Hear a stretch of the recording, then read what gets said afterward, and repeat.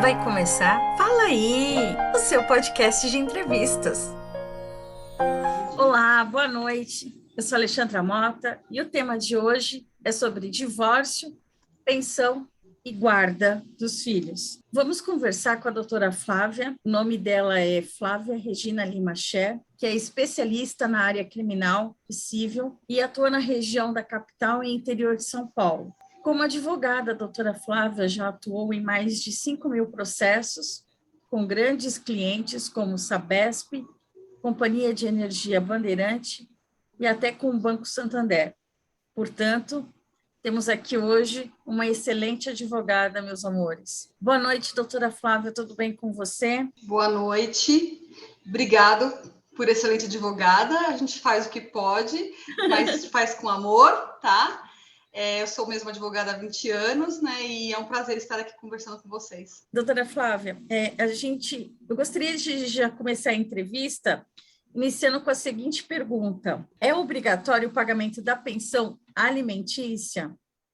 Sim, sim. Aos filhos de pais separados ou divorciados, o pagamento da pensão alimentícia é obrigatório até atingirem a maioridade, 18 anos de idade, ou se estiverem cursando pré-vestibular, ensino técnico ou superior, e não tiverem condições financeiras para arcar com os estudos até os 24 anos. É o artigo 1694 da Lei 10.406, que é o Código Civil, tá? Importante mencionar as pessoas que podem pedir pensão são os parentes, cônjuges ou companheiros uns dos outros.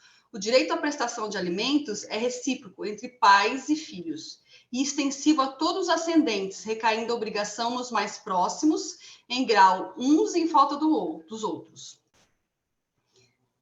Entendi. Então, é obrigatória a pensão alimentícia até os 24 anos, caso esteja fazendo um curso técnico ou fazendo uma faculdade ou uma especialização, né?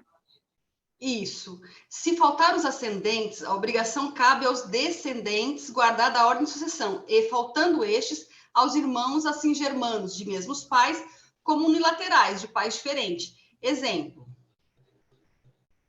Dá um exemplo para vocês.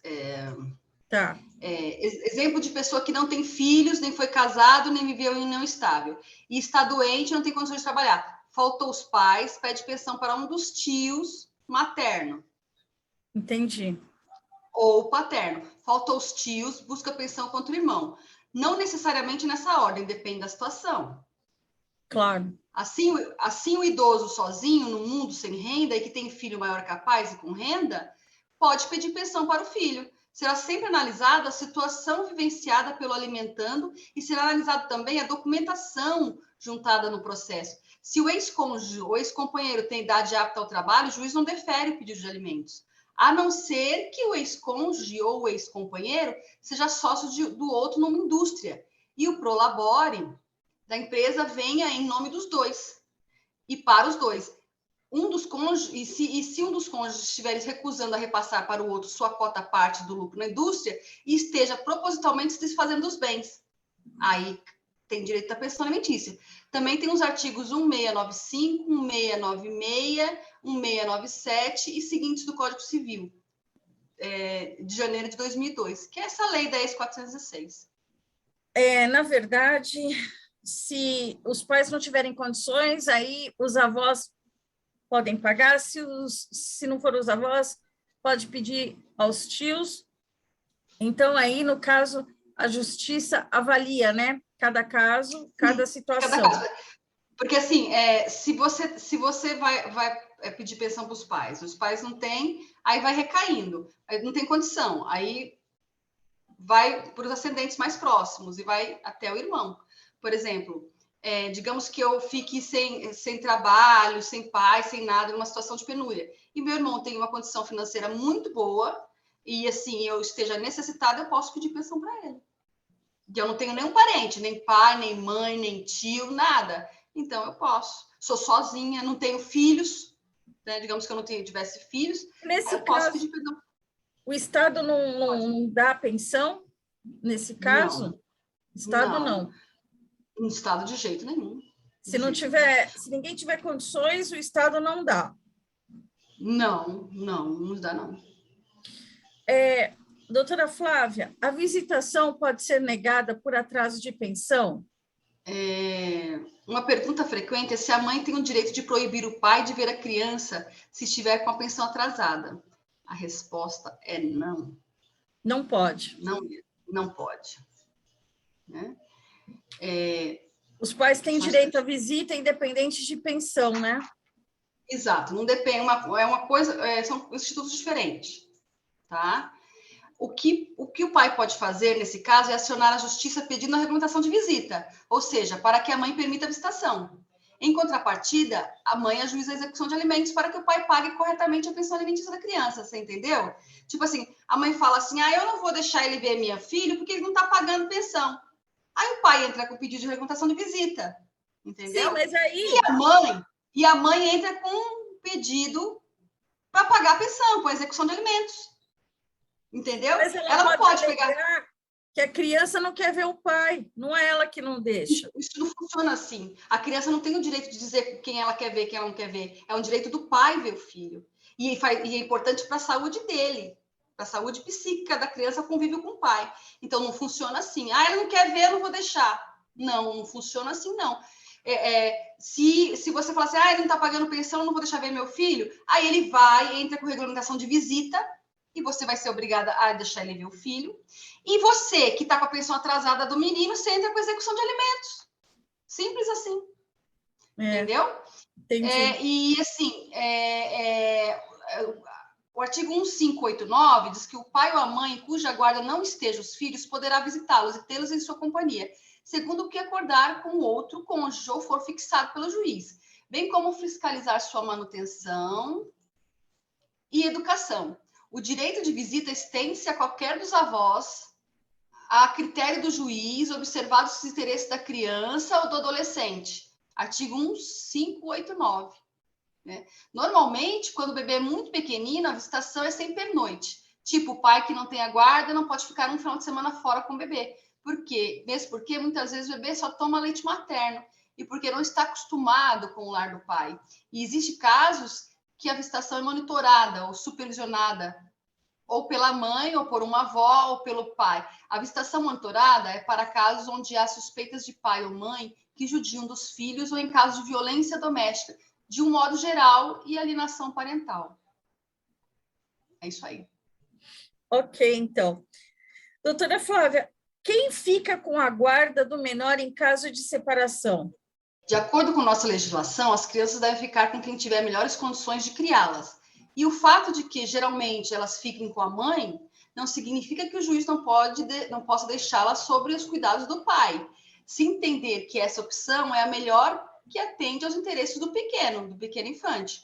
Mas vale ressaltar que, normalmente, a guarda é compartilhada entre os responsáveis da criança. É a Lei 13.058 de 2014. Aí eu gostaria de fazer uma observação.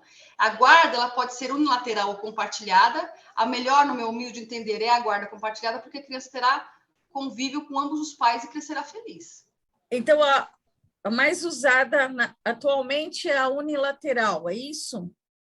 Não necessariamente, é a compartilhada. É a compartilhada. O juiz aconselha compartilhada porque a criança vai conviver com ambos os pais. Mesmo que sejam em lares diferentes, mas ela vai conviver. E isso, para a saúde da criança, normalmente é melhor. Tá? Mas assim, guarda compartilhada, como é que faz? Porque a criança tem uma escola, o pai mora num lugar, a mãe mora no outro. Como é que faz essa guarda compartilhada? É assim, se mora no mesmo bairro e é próximo, aí faz 15 dias na casa de um, 15 dias na casa do outro. Ou se mora em bairros diferentes, distantes, um final de semana com um, final de semana com outro. Funciona assim a guarda compartilhada. Fica um pouco na casa do pai, um pouco na casa da mãe. Aí, quando a mãe entrega a criança, ele está tomando tais remédios, ele tem essas liçõezinhas para fazer, tá entendendo? Então, mas ela passa para a semana? Hã? Oi? E durante a semana, por conta da escola? Então, se o pai morar no mesmo local, ele tem que levar a criança na escola. Se ele vai ficar 15 dias com a criança, ele tem que fazer o que a mãe faz. Na guarda compartilhada, os direitos e os deveres com a criança são compartilhados. Então, se a mãe leva para a escola, o pai também tem que levar para a escola. Se a mãe ajuda no dever de casa, o pai ajuda no dever de casa. Tá Então, entendendo? Não, sim, doutora, mas a guarda compartilhada para um casal que não mora perto, como é que vai levar para a escola se a escola fica perto da casa de um genitor e o outro genitor já não mora perto? Aí os pais têm, os cônjuges têm, ex-cônjuges, né? Tem que chegar juntos, os dois, sentar e falar: olha, como podemos fazer? Você leva ele fica com ele durante a semana por causa da escola perto da sua casa, mas aí na sexta eu venho buscá-lo e ele fica comigo até domingo à noite. Assim. Ou nos feriados também, ele pode pegar e ficar com a criança, se é guarda compartilhada. Entendeu? Se ele falar, eu não posso ficar com a criança porque a escola é longe. Então tá. Então você vai ficar com a criança nos finais de semana? Você combina com ele. É tudo uma questão de conversar amigavelmente. A guarda compartilhada, ela funciona muito bem quando os casais se separam consensualmente, amigavelmente, onde eles têm diálogo, sabe? Que eles vão fazer um acordo legal que é melhor para o nosso filho. Ah, é bom que ele fique com você? É ótimo. Então, já que a escola é longe, eu fico com ele durante a semana e a sexta você pega. Pode ser, é um tipo de guarda compartilhada, foi o que foi acordado entre os pais. E normalmente o juiz aceita, colocando lá que quer a guarda compartilhada, que a criança vai ficar os finais de semana com o pai, e a semana com a mãe, porque a escola é longe, o juiz aceita. Porque o juiz sempre vai pensar no que for melhor para a criança e não para os pais. Mas tudo depende de um acordo. Por exemplo, é custoso para o pai levar a criança na escola. Eu moro em Guarulhos e a criança estuda em Santo Amaro. Então, é óbvio que o juiz, que vocês têm que chegar no acordo. Então, a criança fica com a mãe em Santo Amaro de segunda a sexta, e na sexta o pai vem buscar e leva a criança para ficar com ele. É óbvio. Entendeu? Porque assim, o pai não vai também pegar a criança e ficar com ela e todo dia levar de Guarulhos até Santo Amaro, porque a criança vai sofrer. Imagina, uma hora para chegar numa escola, faz sentido? Não faz. Você entendeu? Então, os pais, eles têm que sentar junto num lugar e falar, vamos combinar como vai ser essa guarda compartilhada. É tudo combinando. Se não combinar, aí vai ser guarda unilateral e a visitação é final de semana sim, final de semana não. Entendi. No caso de a gestante, ela pode pedir pensão do pai da criança? Sim, tem a Lei 11.804 de 2008, que diz assim, no parágrafo primeiro, que fala assim, que é?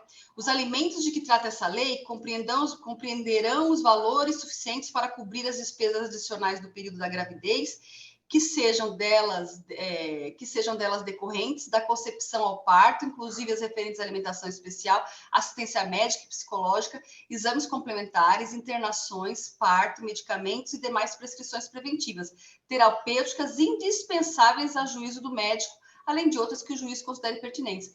Aí o parágrafo único fala assim: os alimentos de que trata esse artigo referem-se à parte das despesas que deverá ser custeada pelo futuro pai, considerando-se a contribuição que também deverá ser dada pela mulher grávida, na proporção dos recursos de ambos.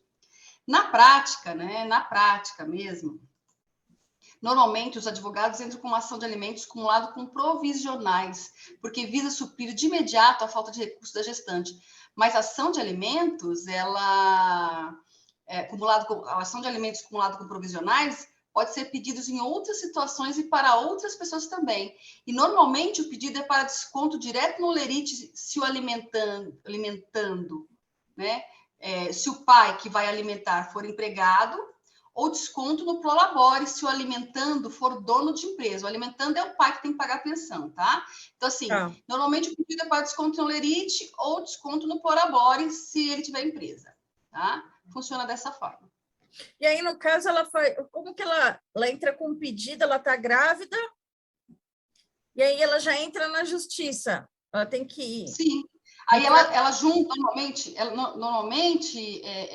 Alexandre, ela junta as despesas que ela vem tendo com o médico, com enxoval, com remédio, com alimentação, ela vai juntar as despesas que ela tem na gravidez para o juiz. Mas aí ele vai pedir o Entendeu? DNA, né? O teste de DNA. Depende, pode pedir, mas aí é outra ação. Ele pode, na defesa dele, ele pode pedir uma reconvenção e pedir exame de DNA. Tá? Ele pode sim, entendeu? Ele pode se defender na ação de alimentos e pedir uma reconvenção pedindo exame de DNA por negativa investigação de paternidade. Ele pode, o pai pode fazer isso. Na mesma ação de defesa, ele faz uma reconvenção, ele faz uma outra ação na mesma defesa, que se chama reconvenção, e ele pode pedir investigação de paternidade, sim. Mas, normalmente, o juiz ele defere a liminar para a mulher. Ele defere a liminar antes do pai se manifestar. O juiz defere a liminar de alimentos provisionais com base no documento que ela juntar. Aí ele vai ser intimado. Aí ele pode agravar essa decisão, entrar com agravo de instrumento dessa decisão para barrar, dizer que não tem condições de pagar, que ele não é o pai, entendeu? E na defesa dele, além da defesa dele, ele pode entrar com a reconvenção na defesa e pedir a investigação de paternidade. Então, mas aí, no caso, ela entrou com um pedido, aí já sai logo a decisão do pagamento da pensão. Sai. 5 dias. Normalmente, quando é alimentos provisionais, um pedido jurisdicional dessa monta, ele defere em 5 dias. Aí, entendeu? Aí ele é intimado para cumprir. Entendeu? Aí, no caso, aí, ele vai ter que entrar com a defesa posterior. Ele tem 2 opções. Contra a medida que o juiz deferiu, ele pode entrar com agravo de instrumento, tá? Com as razões dele. E, na sequência, ele faz a defesa, a contestação. Ele contesta o pedido dela com as razões dele. E pode pedir reconvenção, investigação de paternidade na mesma defesa. E aí ele pode parar, pode ser que ele pare de pagar a pensão ou não, né? Mas aí, nesse caso aí, digamos que o agravo dê certo, ele para de pagar. Mas se o agravo não der certo, ele tem que pagar até decisão final, se vai pagar ou não, até sentença final. Porque aí, se ele não pagar no decorrer do processo, ele é preso. Entendi. Entendeu? Porque assim, aí passou 3 meses, passou 4 meses, ele não pagou, ele corre o risco de ser preso, porque o advogado da gestante pode pedir a prisão dele. Digamos, as coisas que ele fez não deu certo, o agravo não deu certo, a defesa não deu certo, o juiz manteve lá. Então, porque aí ele tem que pagar, porque a sentença, no final, é que vai dizer, você tem que pagar, você não tem que pagar, então ele vai ter que continuar pagando. E no decorrer disso que ele tiver, que a liminar tiver funcionando, ele não pagar, ele pode ser preso. E agora uma outra pergunta que eu recebi, porque tem muitas pessoas interessadas nesse assunto, né? E foi a seguinte: eu posso viajar com o menor para o exterior, mesmo com pensão atrasada? A criança precisa ter autorização dos pais? Então, no caso, assim, aí já é uma outra situação. A criança já nasceu e a pessoa quer viajar para o exterior e ela quer saber se ela precisa da autorização do pai, mesmo estando com a pensão atrasada. Essa é a pergunta. Se houver permissão, sim. A primeira maneira é com autorização do cônjuge que não tem a guarda da criança. Caso se recuse ou esteja possibilitado de assinar, quem tem a guarda precisa pedir uma autorização judicial nas varas da infância e da juventude. Do contrário, pode ter a viagem barrada ou viajar em desacordo com a lei. Na prática, a criança sempre precisa de autorização dos pais para viajar, independente da pensão atrasada, tá?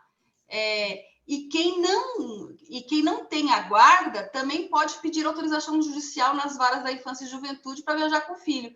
Basta fazer um pedido bem fundamentado e juntar alguns documentos justificando ou provando a necessidade de viajar com a criança, sempre visando o bem-estar da criança. Se o juiz verificar que isso fará bem para a criança e que a mesma não corre risco de vida, pode ser deferido. Você entendeu? Então, ela pode viajar se ela já tiver autorização, certo? Ela tem autorização do pai, mas o pai deu autorização, essa autorização é válida por quanto tempo? Para a viagem. Ela tem uma autorização que ele deu para ela no ano passado, é válida Não, para o ano não, seguinte? não. É autorização para aquela viagem. Você tem seu filho, você vai viajar para o México, eu quero viajar para o México. Aí ele vai fazer uma autorização, reconhecer firma, dizer, autorizo que eu, né, pai, tal, autorizo meu filho a viajar com a mãe. E vai reconhecer firma. Aí, no Agora, caso, se ela não tem no caso, autorização do pai, ela não embarca.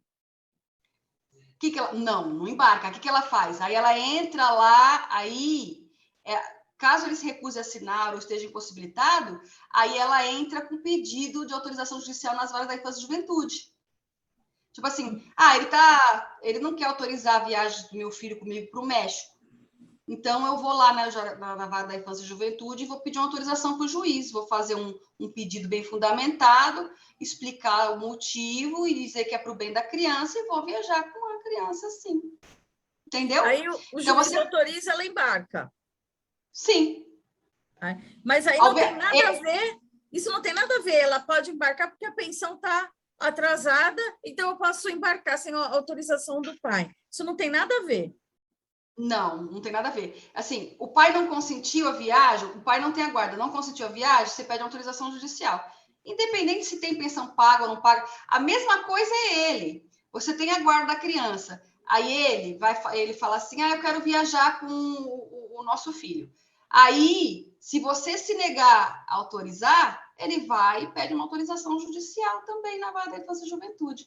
Por isso que é bom o casal, quando se separa, ter uma amizade.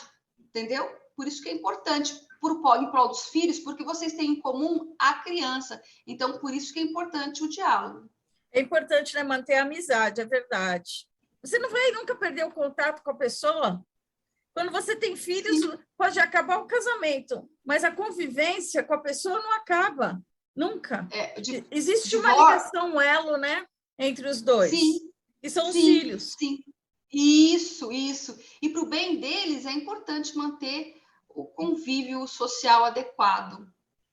Doutora, pessoas do mesmo sexo podem se casar? Então, o Conselho Nacional de Justiça, CNJU, aprovou por maioria de votos uma resolução, a 175 de 2013, que assegurava aos casais homossexuais o direito ao casamento civil, além da conversão da união estável em casamento diante de qualquer cartório. Ocorreu que os cartórios não cumpriam, porque a resolução não tem força de lei. Então, houve uma ADIM, ação então direta de inconstitucionalidade. Não cumpriam. Em 2013, eles não cumpriam. Em 2013, eles não cumpriam. Aí que aconteceu, pela história estudada, pela pesquisa, então, ocorreu que os cartórios, eles não cumpriam, porque assim, essa resolução não tem força de lei. Então, aí em 2014, houve uma ADIM, ação direta de inconstitucionalidade, publicada em 2014, de número 4277, com força erga omnes, significando que o ato jurídico tem efeito ou vale para todos e vinculante, que vincula em relação aos demais órgãos do Poder Judiciário e administração pública direta e indireta nos âmbitos federal, estadual e municipal. A ADIM, o acórdão, o resultado da ADIM, ela é extensa.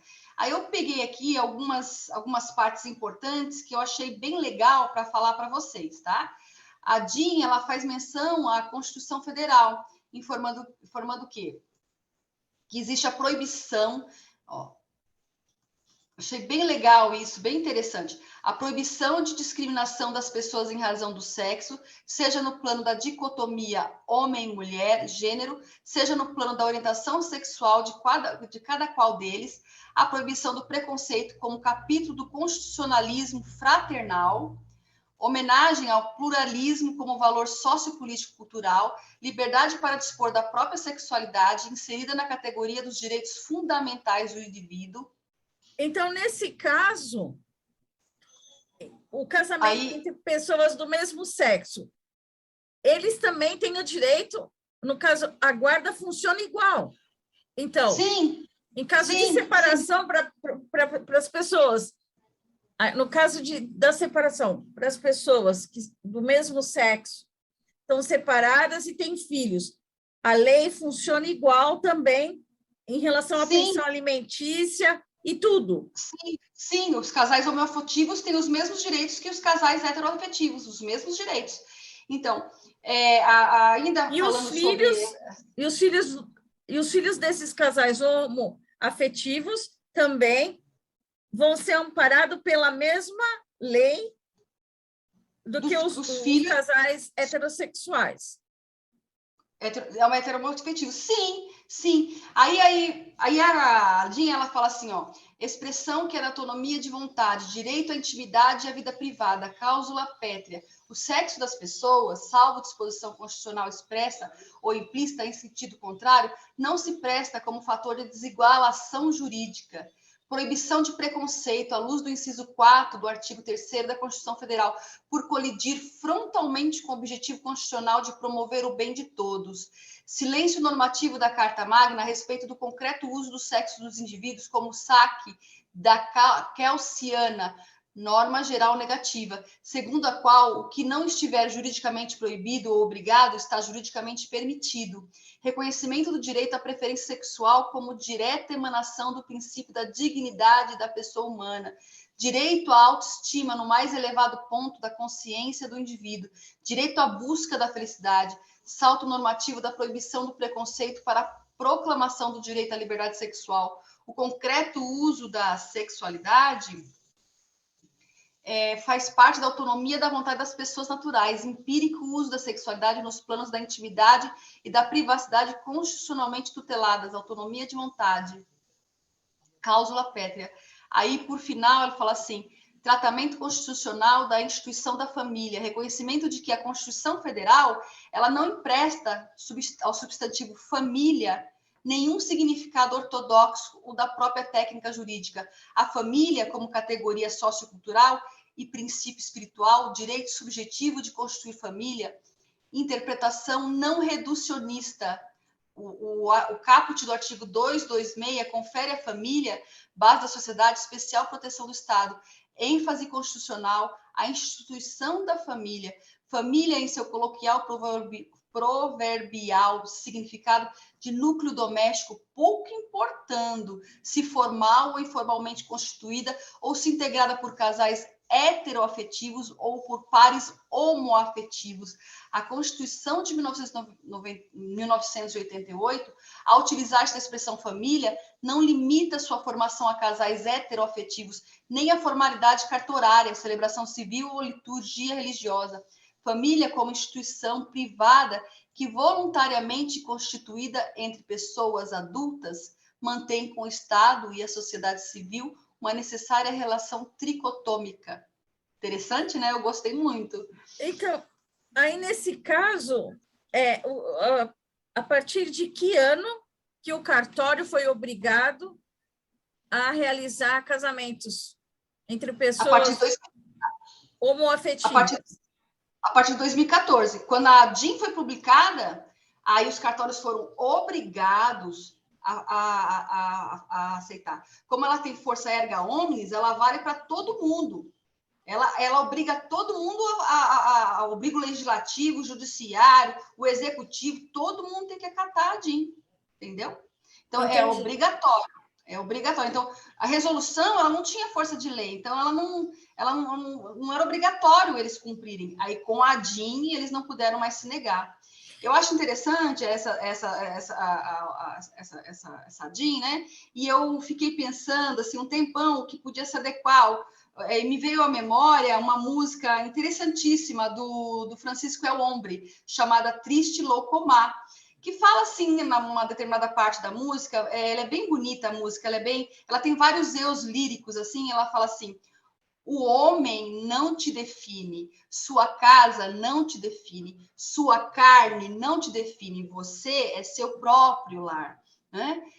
A música, ela tem vários eus líricos, e eu vejo, assim, um ser humano homoafetivo ou heteroafetivo que não aceita rótulos, não aceita preconceitos, nem sociedade patriarcal, e que está conectado com si mesmo.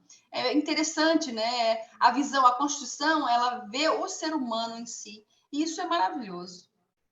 Aí, por exemplo, que nem um casal de duas mulheres homossexuais. Aí decidem ter um filho ou adotar uma criança. Na certidão, fica duas mães? Fica assim. Normalmente, o que tem ocorrido bastante, que eu tenho observado, a mãe ela faz inseminação artificial, né? Aí ela vira mãe biológica. E a outra é registrada como mãe afetiva. Entendeu? Aí no caso, teve a separação. Teve a separação. Então, precisa da autorização das duas mães. Autorização para viajar para o exterior, por sim, exemplo. Sim. Se não tiver autorização das duas mães, não embarca. Não. Aí tem que pedir para o juiz, para ver se o juiz autoriza. A mãe biológica vai viajar com a criança. Aí tem que pedir autorização para a mãe afetiva. Porque elas dividem o pátrio poder da criança. Entendeu? Ambas são responsáveis pela criação do pequeno infante. E aí, no caso de pagamento de pensão, aí sim, a mãe afetiva e a mãe... tanto a mãe afetiva pode ficar com a guarda, quanto a mãe biológica. Mas aquela que tiver a guarda, ou aquela que necessitar de alimentos, estiver com a criança, pode pedir alimentos para outra, tranquilamente. Então aí no caso, então tá certo. Funciona então do mesmo jeito, então é igual, a situação são as mesmas. Sim, é um avanço, os direitos para os casais homoafetivos são os mesmos direitos para os casais heteroafetivos. Filho fora do casamento tem direito à herança? Felizmente, com a Constituição Federal de 1988, eu sempre erro a data, a situação se consolidou no artigo 227, parágrafo 6º, o qual determina que os filhos havidos ou não da relação do casamento ou por adoção terão os mesmos direitos e qualificações, proibidas quaisquer designações discriminatórias relativas à filiação. É o artigo 1845 do Código Civil. Né?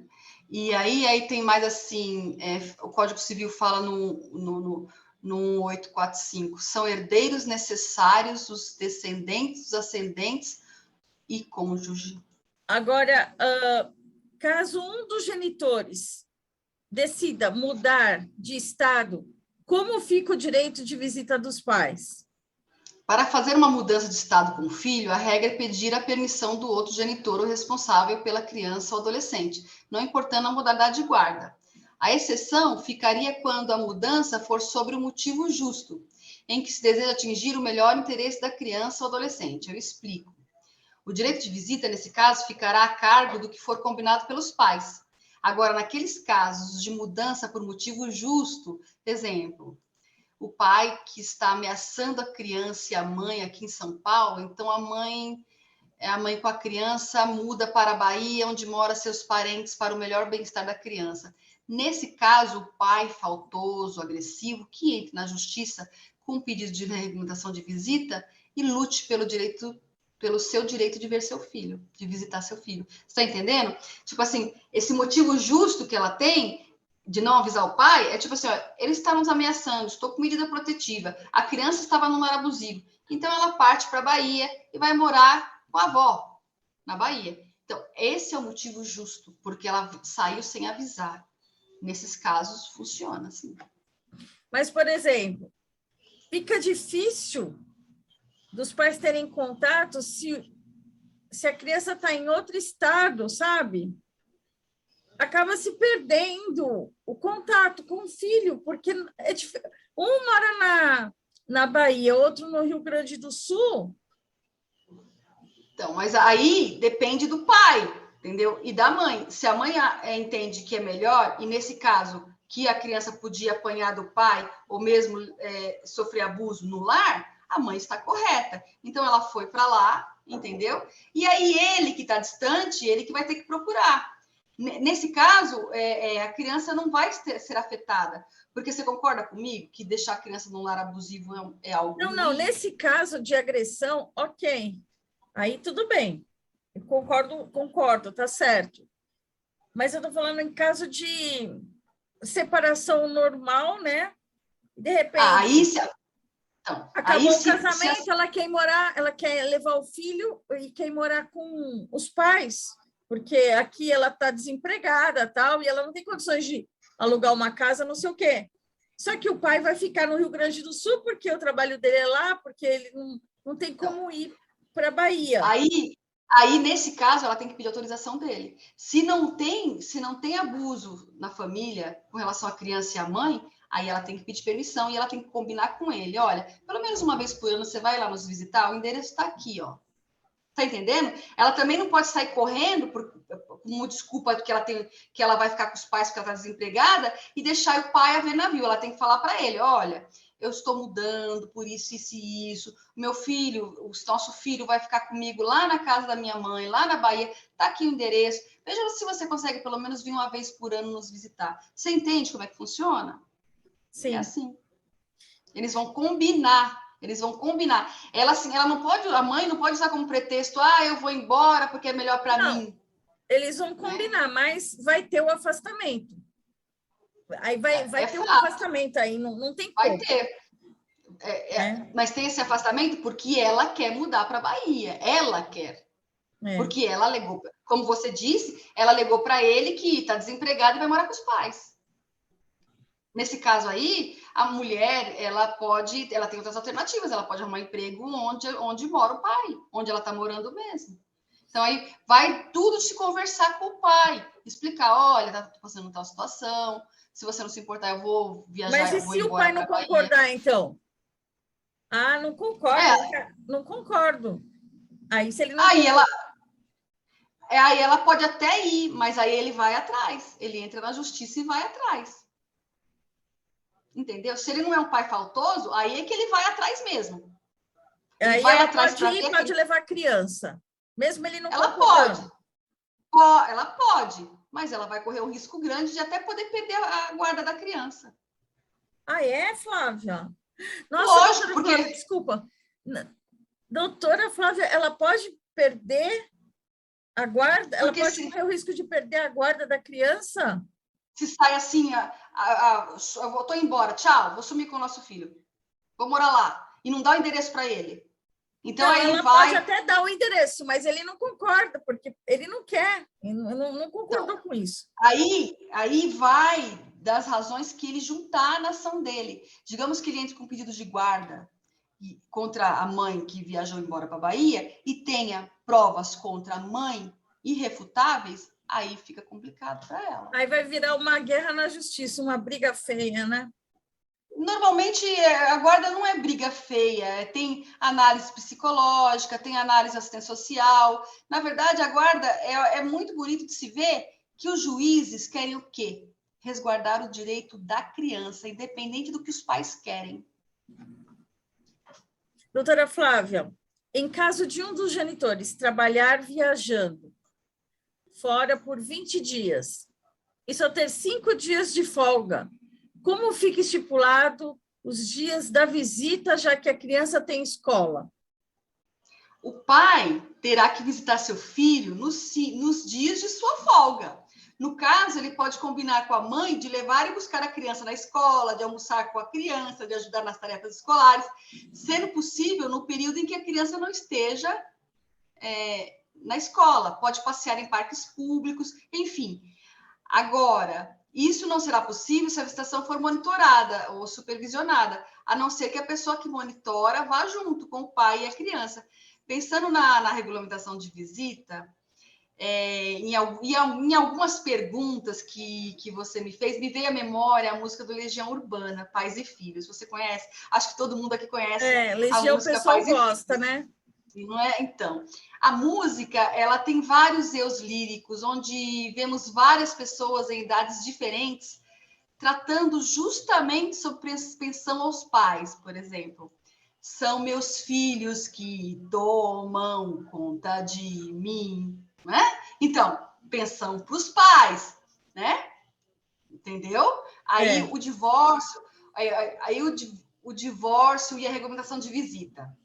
Eu moro com a minha mãe, mas meu pai vem me visitar. Não é? Olha lá. Eu vejo na música, assim, Eu vejo na música também uma criança que foi abandonada, vinda de um lar abusivo e que, quando adulta, cometeu suicídio. Ela se jogou da janela do quinto andar, nada é fácil de entender. Dorme agora. Hã? Por fim, assim, a música, ela fala de como devemos proceder em família. Ela fala assim: é preciso amar as pessoas como se não houvesse amanhã, porque se você parar para pensar, na verdade não há. Sou uma gota d'água, sou um grão de areia. Você me diz que seus pais não te entendem, mas você não entende seus pais. É verdade. Não é? Então, eu acho linda essa música, porque ela diz justamente da relação pais e filhos e esse lance de casais separados e as crianças que viverem em lar abusivo ou não. Então, é interessante. É uma visão diferente. Eu gosto muito. Então, aí, quando acontece a alienação parental depois de uma decisão judicial, que atitude deve ser tomada, doutora? E que danos isso pode causar ao menor e aos genitores? A alienação parental é um termo utilizado para caracterizar as ações de um dos genitores que transforma a consciência da criança ou adolescente, no intuito de impedir ou destruir o vínculo entre o filho e o outro genitor. O ideal é procurar ajuda especializada e tentar, de todas as formas, mostrar a quem está alienando, né, que esses atos são extremamente prejudiciais à formação psicológica da criança ou adolescente. Afinal, o pai não deve ser afastado de sua prole. O direito de convivência deve ser exercido e a criança necessita. A constatação da alienação parental pode causar alterações na guarda compartilhada da criança, aumentar a convivência com o pai ou a mãe alienado para restabelecer o convívio familiar, punir o alienador com multa e, caso seja necessário para a saúde para a saúde mental da criança ou adolescente, pode ser suspenso o pátrio poder de quem aliena. O setor de psicologia jurídica irá emitir um laudo atestando a ocorrência de alienação parental e sugerindo ao juiz o tratamento indicado. A alienação parental ela pode causar como consequência o filho influenciado ou alienado. Ele pode apresentar sentimentos constantes de raiva, tristeza, mágoa, ódio contra o outro genitor e sua família. Se recusa a ter qualquer comunicação com outros genitores e familiares. Guarda sentimentos negativos, exagerados ou não verdadeiros com relação ao outro genitor. É a Lei 12.318, a Lei 12.318. Então, eu só faço uma observação, que a alienação parental ela pode acontecer a qualquer tempo, independentemente de decisão judicial. Pode acontecer antes do divórcio, na vida do dia a dia do casal com os filhos. Importante você que gosta de brigar com seu cônjuge, companheiro, na frente das crianças, presta atenção para não olhar para a criança e falar sua mãe não presta, seu pai é ruim. Enfim, todo o desabafo da briga em cima da criança é alienação parental. Criança e adolescente não é psicólogo de pais descontentes em seu casamento. Está descontente com seu casamento? Procure ajuda especializada de um psicólogo, um advogado para saber seus direitos e deveres, mas, em hipótese nenhuma, faça alienação parental com criança. É o meu conselho. O casamento não deu certo e as pessoas elas querem se vingar, né? E tentam se vingar de várias formas, deixar a pessoa sem nada, sem nenhum bem, sem nenhum dinheiro. E quando não conseguem, aí tentam tirar os filhos, sabe? Afastar os filhos. Eles vão no ponto fraco. E eu acho que isso é um dano irreparável. Assim, se constatado a tempo, tem como levar a criança no psicólogo, tá? Mas vai demorar um tempo para a criança se recuperar, tá? Mas não é só alienação... a criança e assim, os próprios pais também passam. No caso, nesse sentido, todos teriam que ir no psicólogo. Eu entendo que todos teriam que ir no psicólogo para poder, inclusive, se policiar, para saber como cuidar da criança, entendeu? Eu entendo que, nesse caso, todos teriam que ir no psicólogo, sim. Né? E, assim, usar a criança para se vingar do outro cônjuge é muito perverso. E é crime, sabe? Que alienação parental é crime. Então, não faça isso. É muito cruel, é perverso. A criança ela não merece... acho que é cruel. Eu também acho que é cruel, é desumano fazer isso. Mas existem famílias que fazem isso para poder mostrar, eu venci, eu ganhei, eu tinha razão, né? Tal pessoa não presta, tal pessoa não vale nada. Venceu ali, mas depois a criança vai dar problema para ele. Venceu ali, naquela lide ali, entendeu? Mas depois a criança vai trazer problema para ele. Será? Entendeu? Com certeza. Com certeza. Porque a criança alienada, ela pode dar problema na escola, ela pode ter problema de relacionamento com outros coleguinhas da escola, ela pode se tornar agressiva, depressiva. E aí? O pai que ganhou a ação aí, ele pode sofrer também. Ele ganhou a ação agindo dessa forma perversa, ou a mãe agiu de forma perversa, ela pode sofrer. O que vai acontecer? A criança vai crescer e vai dar problema, sim. Para ele mesmo. É que eles não enxergam isso ali no momento da briga, né? Eles não enxergam isso, né? Olha só, se numa ação de revisional por exemplo, aqui, numa ação de revisional de pensão alimentícia, o pai fala, eu não vou pagar a pensão para ela porque ela atingiu maioridade. Aí ela se defende, não, mas eu estou fazendo faculdade, tá aqui os boletos. Aí ele fala assim, digamos que ele nunca foi presente, ele sempre foi ausente. Aí ele fala assim, mas você, supondo, tá? Eu estou fazendo uma suposição, não tem nenhum caso concreto desse tipo, tá, gente? Aí ele fala assim, mas você tem 19 anos e usa maconha, eu não vou te pagar a pensão.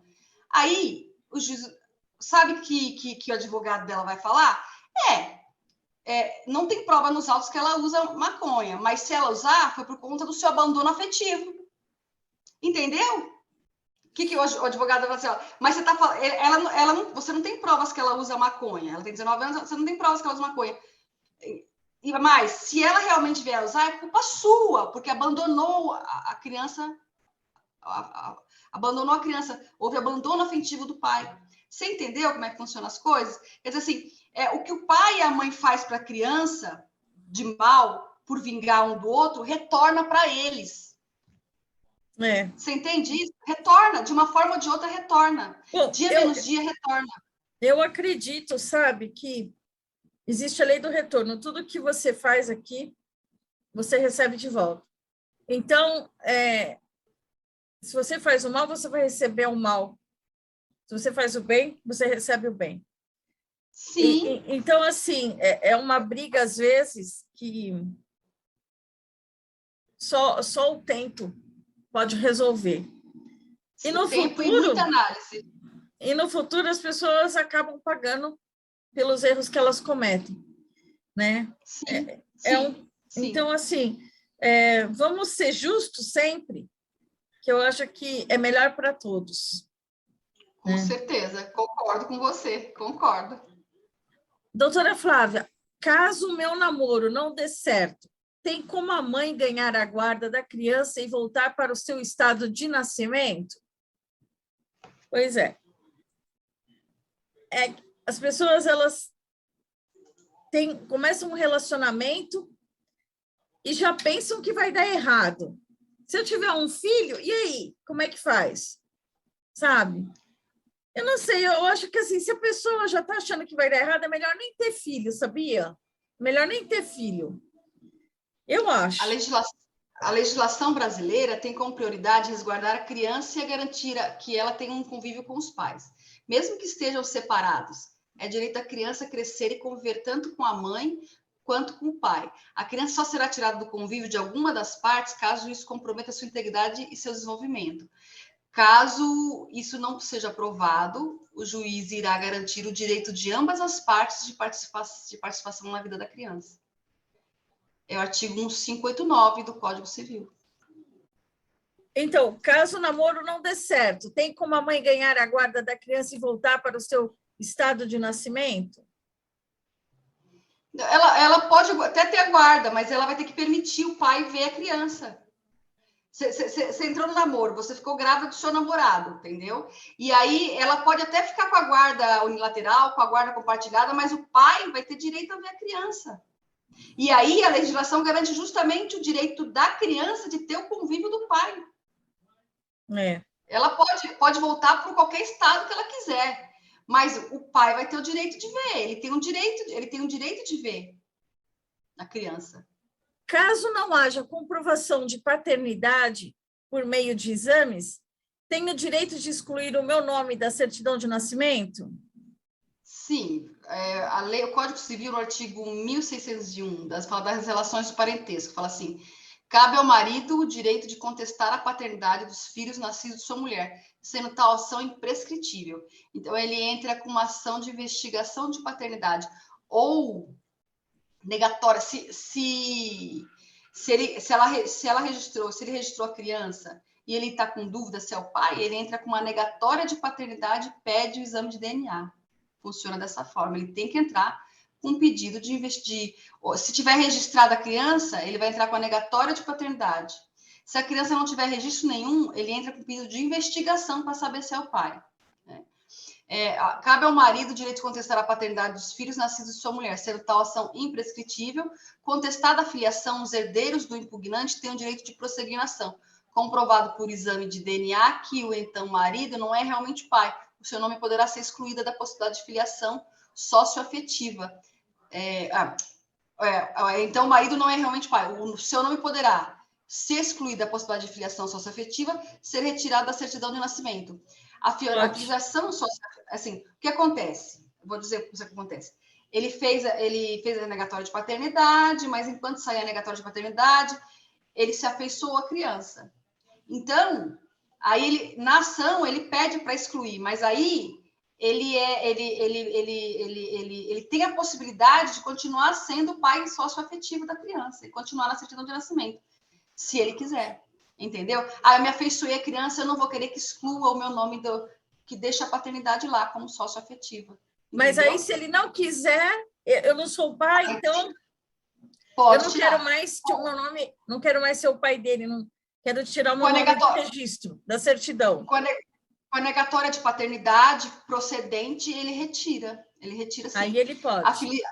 A filiação socioafetiva é quando o pai não é biológico, mas tem amor à criança, que ele vem criando. Então, o pai desiste de retirar seu nome da certidão de nascimento da criança. Aí, nesse caso, a criança fica com dois pais. Sim, se o outro, por exemplo, na verdade, precisa ver se o outro vai querer registrar, ele vai ter que registrar também. Porque, assim, por exemplo, quando você faz a negatória de paternidade, normalmente está registrado o seu nome lá. Aí você pede a negatória de paternidade. Mas você que trocou a negatória de paternidade não sabe quem é o pai. Você faz só para excluir. Certo. Entenderam? Agora, quando um pai registrou a criança, ele sabe que ele não é o pai, mas ele registrou. Aí vem o pai verdadeiro e entra com pedido de investigação de paternidade, e aí confirma ele é o pai biológico, aí esse que registrou como se o filho fosse, vira o pai socioafetivo, e esse que foi reconhecido como pai biológico se torna o pai biológico. Aí a criança pode eventualmente vir a ter dois registros na certidão de nascimento do pai afetivo e do pai biológico. Aí ele fica com uma mãe e dois pais. Exato. Porque acontece, é um direito do pai socioafetivo continuar dando nome a ele, e é um direito do pai biológico querer que o filho tenha parte na herança dele. Legal, aí ele tem direito a receber duas heranças também, hein? Ai, de dois pais, hein? Olha, lá esses registros, eles nem pensam muito nos bens, eles pensam mesmo na pessoa da criança, no infante. Quando os pais fazem esse tipo de coisa, esse tipo de lance, assim, é porque existe muito amor envolvido, entendeu? Não, eu sei. Estou brincando para tornar a entrevista um pouco mais leve, né? Com certeza, que é verdade, é verdade. Doutora Flávia, como posso dividir a minha herança no testamento? Posso determinar quanto vou deixar e para quem vou deixar, mesmo tendo filhos? A pessoa ela tem esse direito de escolher? Olha, eu vou dar 20% para a minha sobrinha, vou dar 25% para um filho, 25% para outro filho, e 25% para mais outro filho, e mais 5% para uma tia, sei lá, um amigo, não sei. Pode? A pessoa pode fazer isso? Não. A lei enumera 3 hipóteses para os que herdeiros ou legatários sejam excluídos. Participar de crime ou tentativa de homicídio de seu esposo, companheiro, pais ou filhos, acusar caluniosamente em processo judicial o autor da herança, ou praticar crime contra sua honra ou de seu esposo. Dificultar ou impedir por meio violento que o autor da herança disponha livremente de seus bens por testamento, ou ato que expresse sua vontade. A lei brasileira, ela permite que a herança seja dividida de maneira que o autor do testamento quiser, mas 50% dos bens devem ser deixados para os herdeiros necessários, herdeiros legítimos, descendentes, ascendentes e cônjuges. É o Código Civil do artigo... Descendentes, ascendentes e cônjuges. Então, ascendentes seria o quê? Pai e mãe? Tipo, ele não tem filhos, ele tem que deixar 50% dos pais. Ele tem filhos, 50% dos filhos. Ele tem esposa, tem que deixar a menção da uma esposa também. Então, 50% dos bens dele são para essas pessoas. E os outros 50% ele doa para quem ele quiser. Ele faz um testamento para quem ele quiser. Então, por exemplo, 50%, aí eu divido para os meus filhos. Os outros 50% eu posso dar para o primo, para a sobrinha, para a tia, para o amigo, para o vizinho. Sim, você faz um testamento, você dispõe para quem você quiser. Entendi. 50% é que eu tenho que dar para o cônjuge e para os filhos. Os outros 50% tem que deixar para os herdeiros necessários. Os herdeiros necessários que estão lá na lei. Mas aí eu deixei só 50% para os filhos e para o cônjuge. Os outros 50% eu dei para não sei quem. Aí eu morri. Aí os filhos, os meus herdeiros diretos, eles não podem entrar na justiça e contestar o testamento, o meu testamento? Se houver fraude. Se eles tiverem cabais, provas irrefutáveis que aquele testamento foi fraudado, que foi feito sobre, por exemplo, ameaça. Você fez um testamento, por exemplo, uma arma na cabeça, você foi obrigado a fazer o testamento. Então, nesse sentido, eles conseguem anular o testamento. O testamento é feito num tabelião. Entende? É registrado num tabelião. Então, assim, normalmente, raramente tem fraude, raramente. Agora, se os filhos tiverem provas irrefutáveis de que houve fraude na confecção daquele testamento, existe como questionar na justiça. Nesse caso, você sabe, é muito caro fazer um testamento, doutora? Aqui de cabeça, eu não lembro quais taxas e emolumentos. Teria que ir no cartório e dar uma averiguada. Tá bom. Teria que verificar no cartório, no tabelião, quanto ficaria, certo? Porque é tabelado, ele muda, acho que de ano em ano. São taxas fixas. Doutora, então, quando os meus filhos vão passar o final de semana com o pai e a atual esposa dele, ela não tem paciência com a criança. O que eu posso fazer como mãe nesse caso? Se eu sei que a esposa do meu ex-marido não está tendo paciência com os meus filhos, quando eles ficam com ela de final de semana. Caso a criança comece a se queixar de maus tratos ou ela, madrasta, comece a praticar alienação parental com ele, criança, Por exemplo, você pode requerer judicialmente a visita supervisionada, monitorada, que eu já falei antes, para garantir que ele não venha a sofrer qualquer tipo de agressão, nem física, nem psicológica. Eu já mencionei o artigo 1589 do Código Civil, que é a Lei 10.406. Então, assim, nesse caso aí, pode pedir a visita supervisionada, monitorada, para evitar que a criança sofra. Olha, gente, eu queria deixar aqui um conselho. Pensa muito bem antes de ter um filho, porque divórcio é difícil para todo mundo, é muito doloroso. Além de você passar por um desgaste muito grande, o seu filho vai passar por esse desgaste também e por esse sofrimento.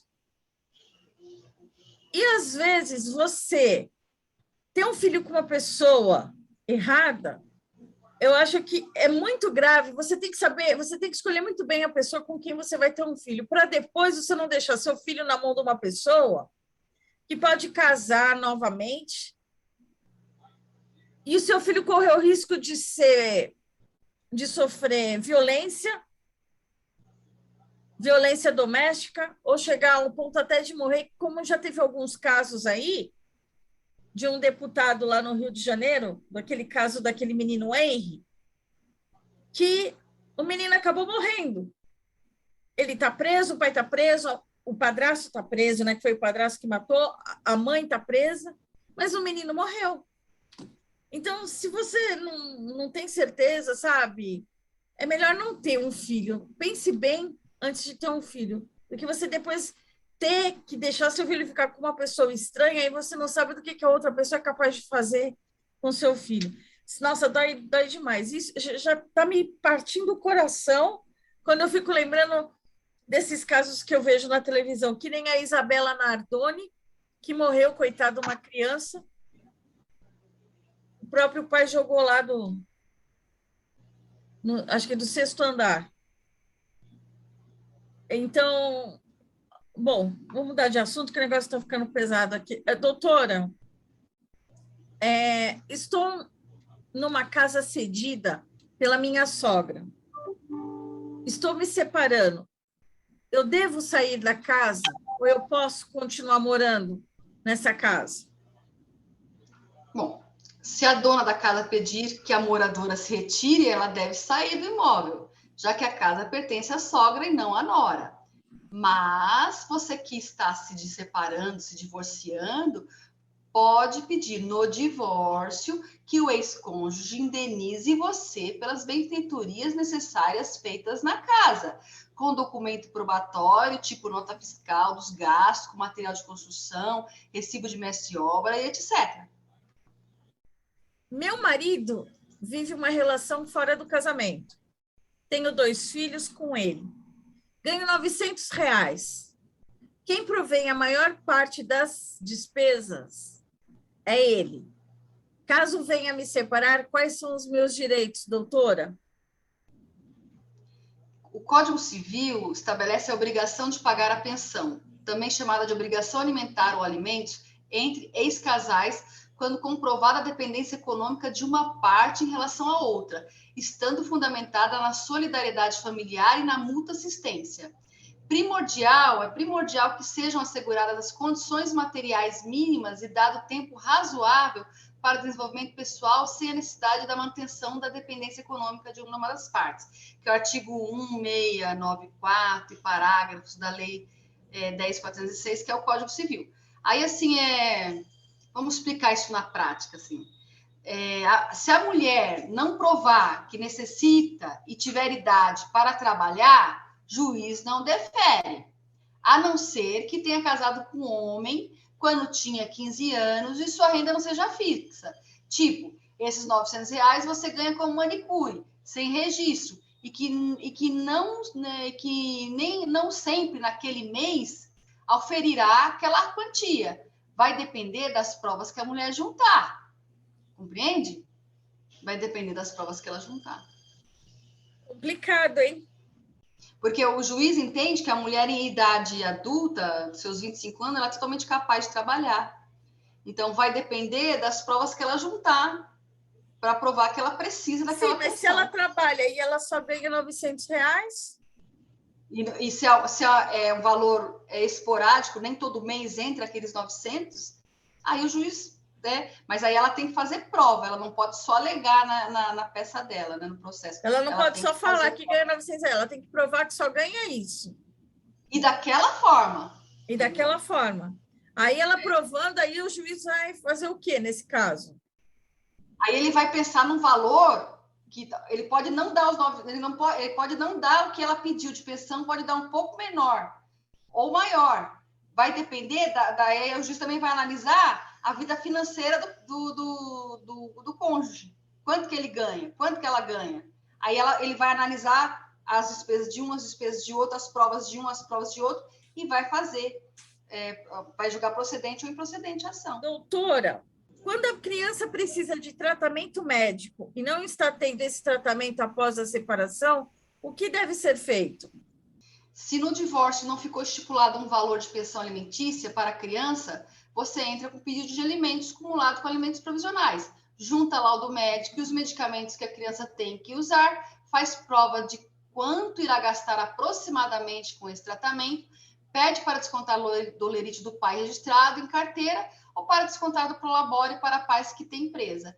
E o juiz analisará. Agora, se no divórcio já foi estipulado um valor de pensão para a criança e o tratamento ultrapassar esse valor, você pode pedir uma revisão de alimentos.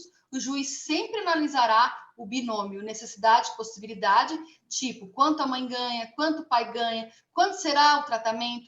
Lembrando que as despesas com os filhos deverão ser suportadas por ambos os pais. Doutora, minha esposa foi embora de casa. Tenho um filho de 2 anos. Ele fica a maior parte do tempo comigo.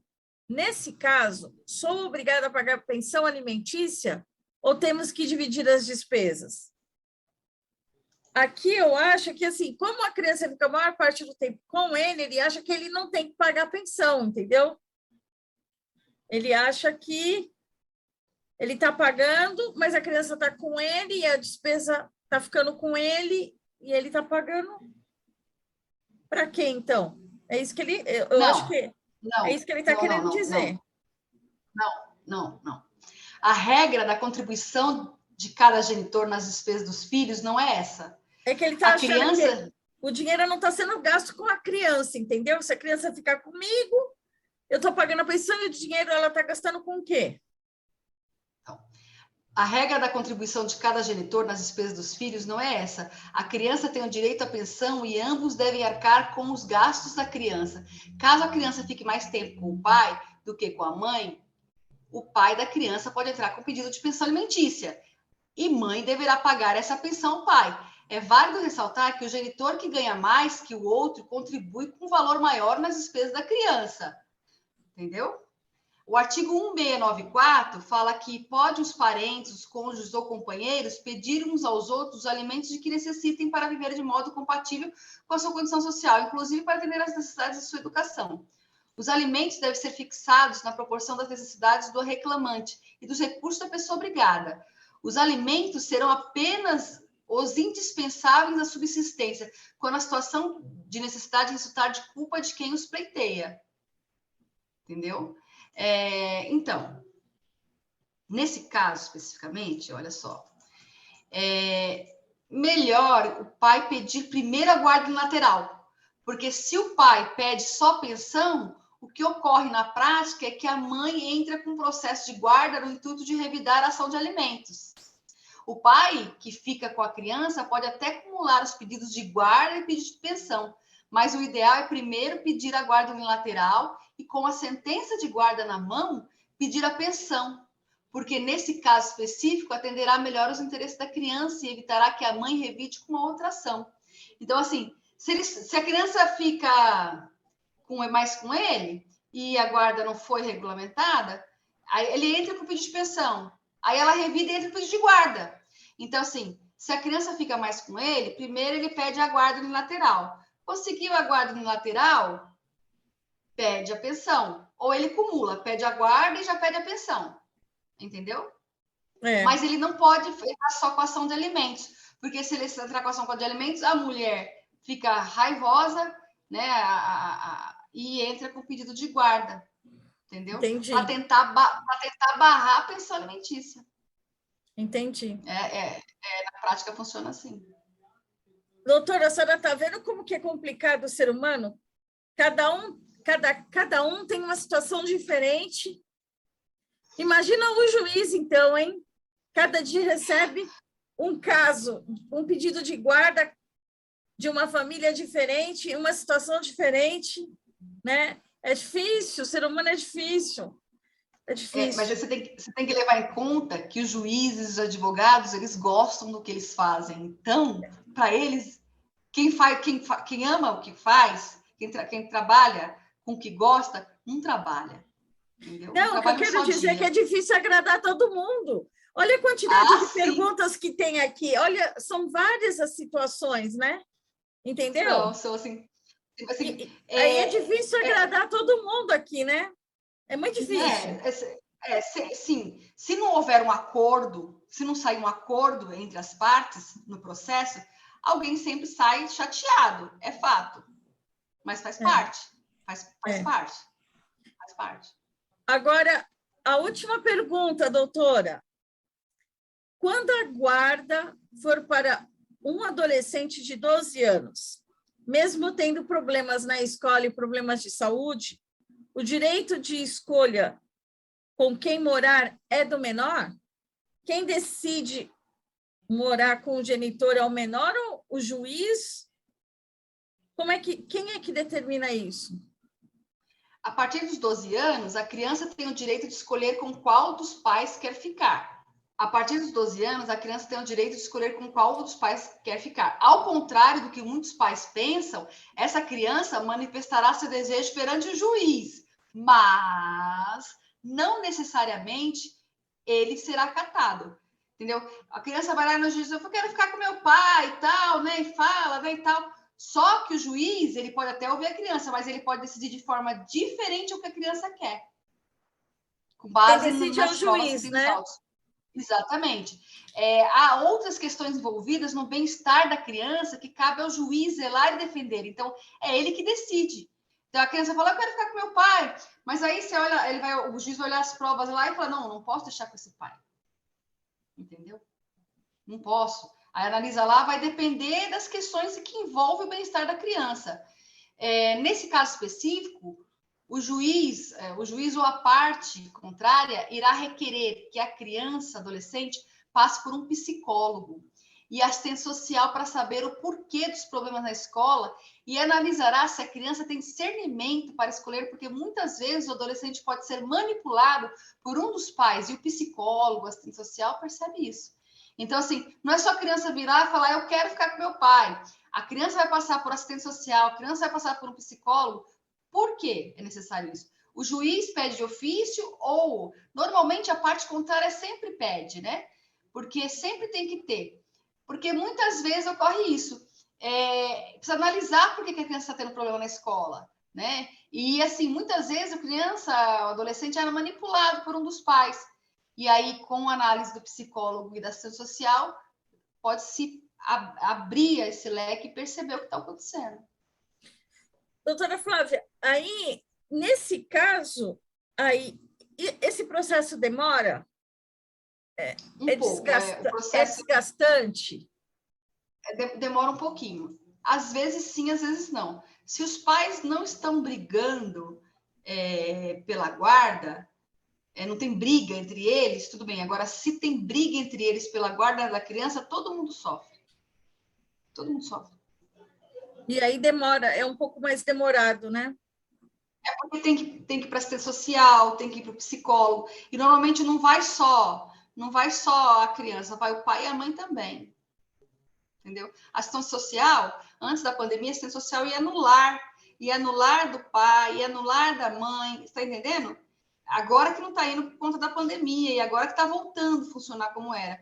E o psicólogo, vai todo mundo no psicólogo, que o psicólogo fica lá normalmente dentro do fórum. Entendi. Mas vai. Então, tudo isso é analisado. Tudo é analisado, né? Sim. Quem decide é o juiz. Pois é. Bom, eu quero agradecer a doutora Flávia por essa conversa. Eu espero ter ajudado as pessoas que ouviram a entrevista, aqueles que também fizeram as perguntas, espero que tenham as suas perguntas respondidas, né? Que tenham ajudado, que a doutora tenha ajudado de alguma forma.